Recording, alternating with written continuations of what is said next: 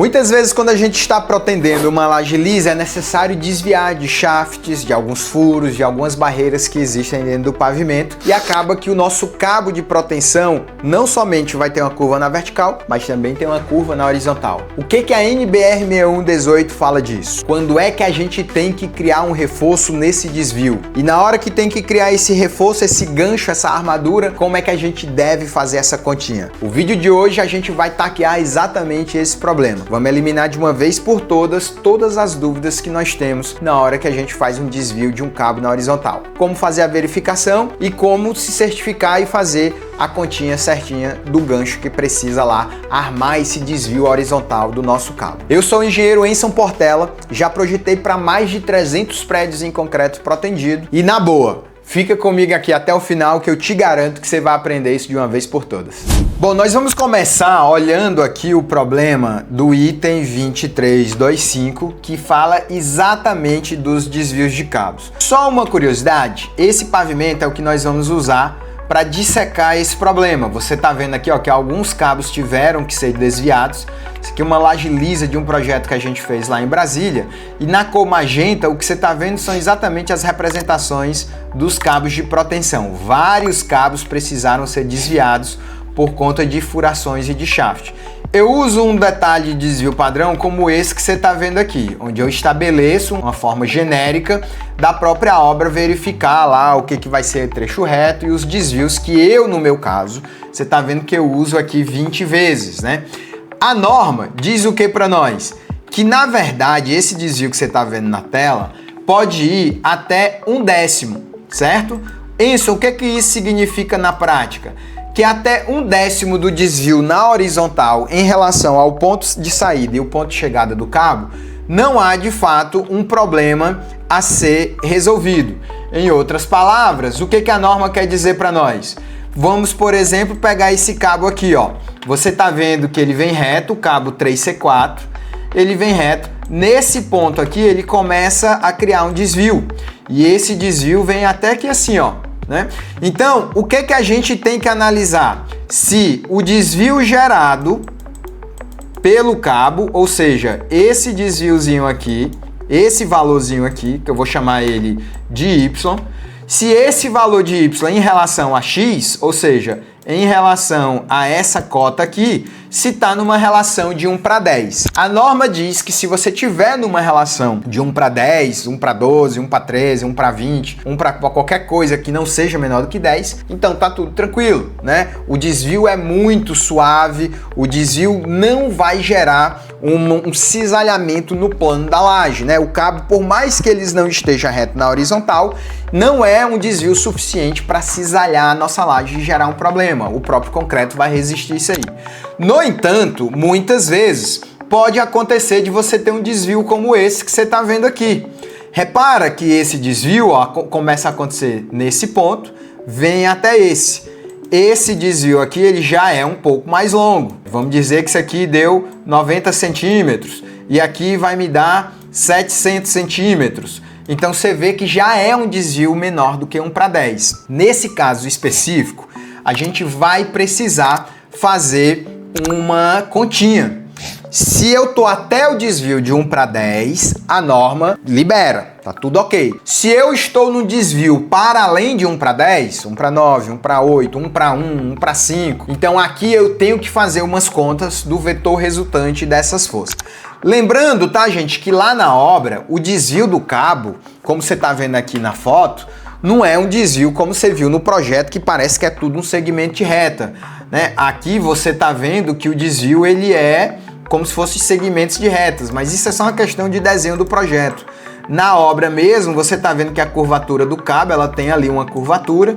No entanto, independente de ser essa curvatura suavizada ou não, você tem um ponto onde o cabo começa a ficar mais curvo e onde ele chega, né? Esse exemplo dessa imagem é muito ilustrativo, é muito educacional, porque você vê, ó, que o cabo vem reto, num dado ponto ele começa a fazer a curva e lá no outro dado ponto ele termina a curva dele. Então você vê claramente aqui, ó, que ele tem aqui um valor de, digamos assim, né, um valor X aqui, que seria o desvio, e ele tem um valor Y, que seria o caminho ao longo do qual o desvio se desenvolve.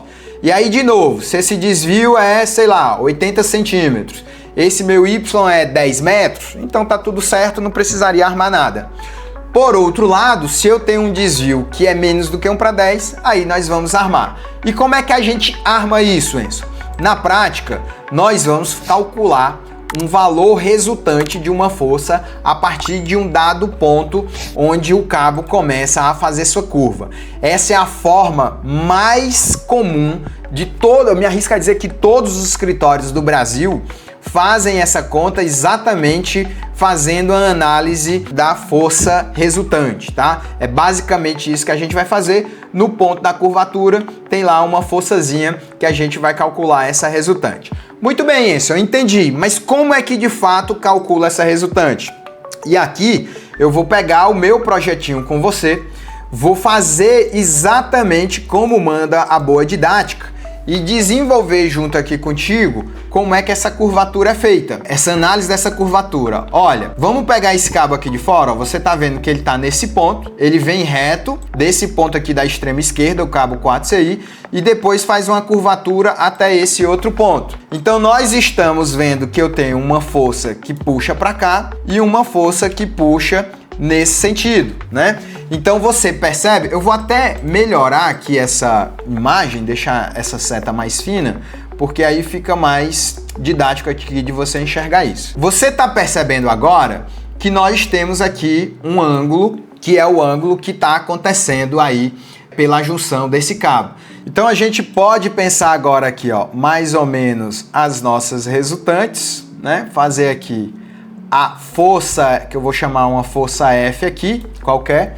O que você teria que realmente fazer a continha é a conta do nosso ângulo.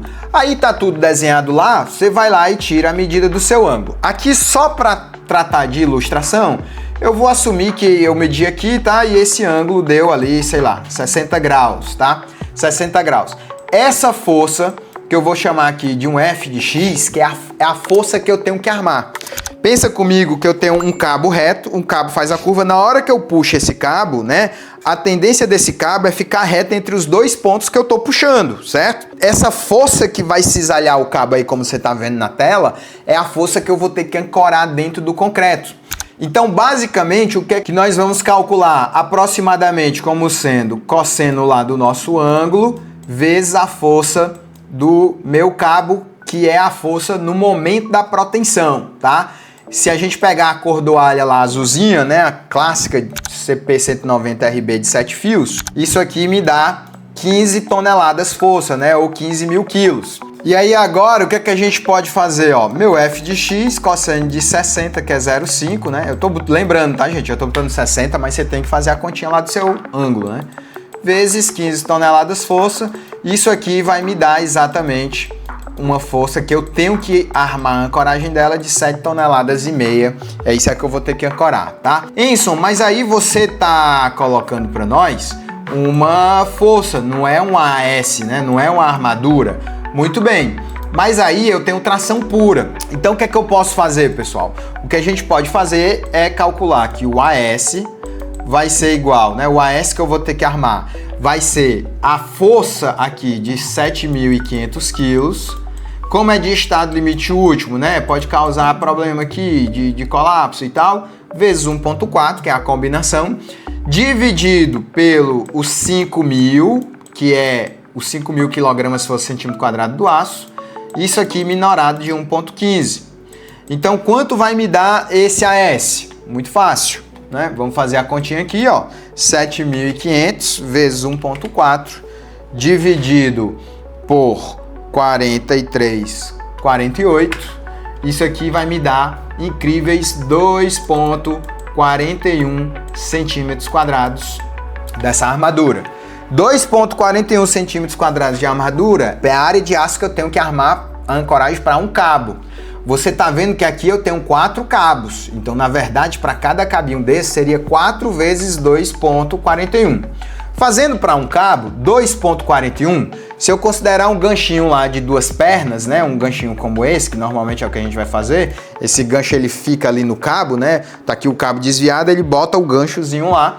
Então, como eu tenho uma perna e 2 pernas, na verdade, Se eu, por exemplo, pego uma barra de 10, que é uma barra extremamente comum da gente utilizar nesse tipo de problema, a barra de 10 tem 0,8 centímetros quadrados. Então, um gancho de duas pernas de barra de 10 tem 1,6. Então, se eu pego 2,41 e divido por 1,6, eu estou falando de uma barra e meia, né? Ou seja, duas barras de 10 já ancora esse cabo. Como a gente tem aqui, ó, o feixe com 4 cabos, bota aí 4 vezes 2,41 dividido por 1,6. Eu vou precisar ali, aí aqui a gente, né, faz engenharia, não é ciência. Eu com 6 barras de 10 eu consigo ancorar esses 4 cabos. Você vê que não tem nada demais. É um probleminha aqui de decomposição de forças. Calcula a força. Tensão é força sobre área. Calcula a área dividindo a força lá que precisa ser ancorada, considerando a resistência do aço à tração. Mas sejamos honestos, né? Nenhum problema, nenhuma dificuldade. Pega lá o ponto da inflexão para o ponto da chegada, faz a medida do ângulo alfa, tira essa força e tá tudo certo, né? Você vai ter sua força lá que você precisa ancorar. E é isso que a gente faz a nível de cálculo dessas armaduras. Aí só para encerrar, Enson, como é que você detalha isso? A conta eu entendi, ficou legal, bem facinho, decomposição de força, tudo certo. Olha, eu faço assim, ó, né? 4 vezes 2 ferro de 10 lá, aqui foi com o ângulo verdadeiro, né? Então tá um pouquinho diferente da nossa conta. Mas eu faço a indicação de onde vai ter as barrinhas, ó, 4 vezes 2, né? Ferro de 10, aí eu digo, ó, verdete. E aí eu faço um detalhe genérico desse detalhamento, detalhe com ferro N10, detalhe geral, feixe do cabo e como tem que estar essas ancoragens. Aqui no caso, inclusive, foi usado ferro de meia, né? Então é capaz até de estar certo mesmo, tá? Quando for de borda, é esse detalhezinho aqui, né? Mas convenhamos, tem alguma dificuldade? Nenhuma, né? Eu boto lá 40 fios de ancoragem com a dobrazinha, essa dobra de 15 depende da espessura da laje, né?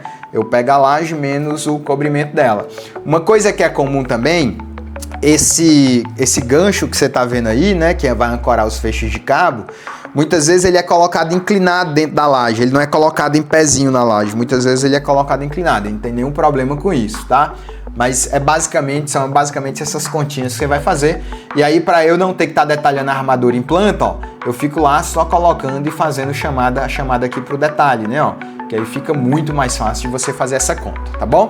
E se você gostou do vídeo, deixa teu like. Ficou alguma dúvida? Escreve aqui nos comentários, na medida do possível eu vou lá responder. Lembrando que nós temos uma formação em estruturas de concreto protendido, onde eu te ensino a protender do zero laje lisa, viga alta, viga faixa, laje nervurada, PaviPlus, tudo que você precisa saber se você quer atuar ou melhorar, fazer um ajuste fino ali nos teus projetos de estruturas de concreto protendido. Dentro da nossa formação você ainda recebe um combo com todos esses detalhes, como esses que vocês viram aí no vídeo em DWG, para você usar no seu projeto. Se você quer aprender a projetar, a melhorar teus projetos de concreto protendido, eu vou deixar o link aqui logo abaixo nesse vídeo. Clica lá para você conhecer sua formação e entrar aqui na nossa turma do Instituto Nacional de Engenharia Civil. A gente se vê!